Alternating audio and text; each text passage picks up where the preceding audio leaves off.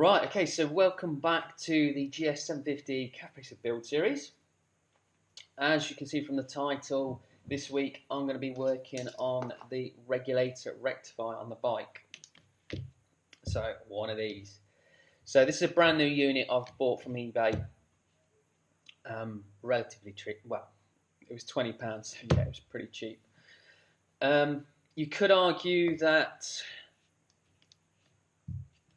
I don't know, I've had a look online and there's a lot of kind of for and against these units, but to be honest with you, the makeup of them is pretty, yeah, there's not a great deal to them. There's pretty much a circuit board full of diodes and semiconductors, so they're small electrical circuits, so it's not a massive thing. So yeah, for 20 quid I'm willing to kind of give it a go. So I'm going to have a look at that. Basically what I'm going to do is going to test that, just to show you what readings we should be getting. Comparing it to the old system.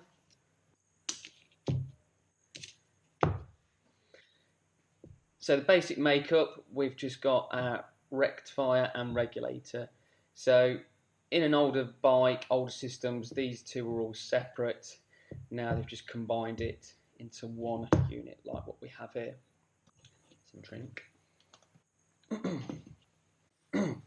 Okay, so what I'm going to be doing going forward is testing the rectifiers, both of them, just to see what kind of readings we get from them.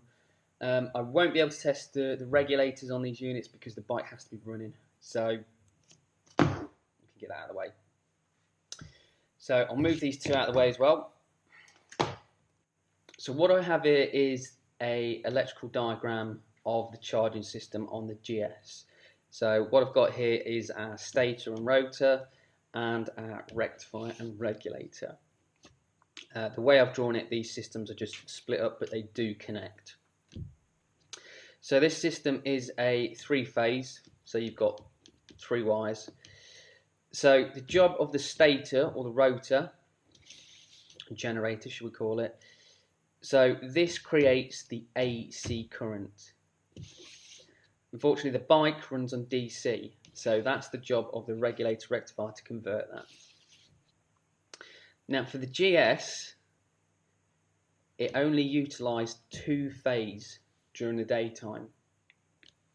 Obviously for the daytime running you wouldn't use your lights, so there wasn't a great deal of draw on the charging system. However, when it went into night mode, obviously you'd engage your light switch and then you'd get your draw for 3-phase. Now for this new system, this one here, I'm just going to literally bypass this switch, so it's going to be constantly running on 3-phase. Right, okay, so first test I'm going to be doing on the rectifier is the diodes. So basically these are a one-way valve for electricity. So electricity can flow through one way, but is not permitted to flow back through the opposite way. So I'm going to be testing the function on each of these on both the two components. So I'm going to get my multimeter and I'm going to set it to diode, and I'm going to probe here and these 3 lines. Now what I should get is a reading, because the multimeter is basically pulsing through a short amount of voltage. So it should go through these and I should get a reading on each one. Now if I'm to reverse the probes and test this way,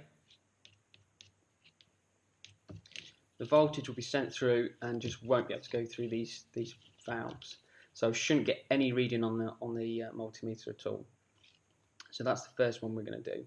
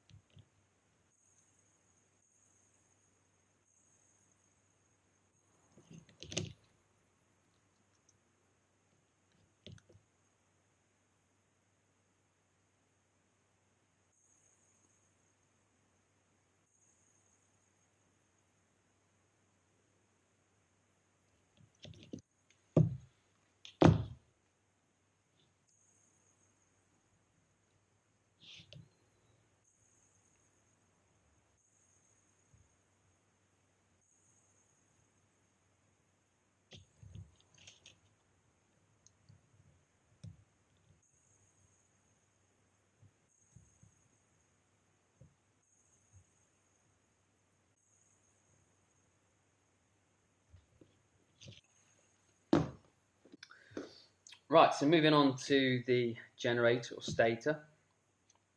So what I'm going to be doing on this system is testing the windings. So I'm going to do a resistance test.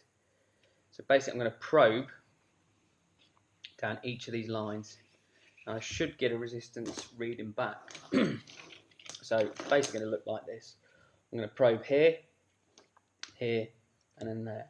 And I should get readings back. And they should be a very similar reading. So basically what I'm doing is sending a small amount of current down these windings and feed into both of them, and I should get a reading back. Now if there's a break, I won't get anything back. Okay, so the second test I'm going to do is to check to see if these windings are broken and earthed out. So the way I do this is basically I probe here, and with a negative probe I'm going to probe at this earth point, so the battery terminal. So that should be the best ground. And basically what will happen, if any of these are broken, I will get a reading back to the multimeter. Now if they're in good condition, I shouldn't get any reading on the multimeter whatsoever.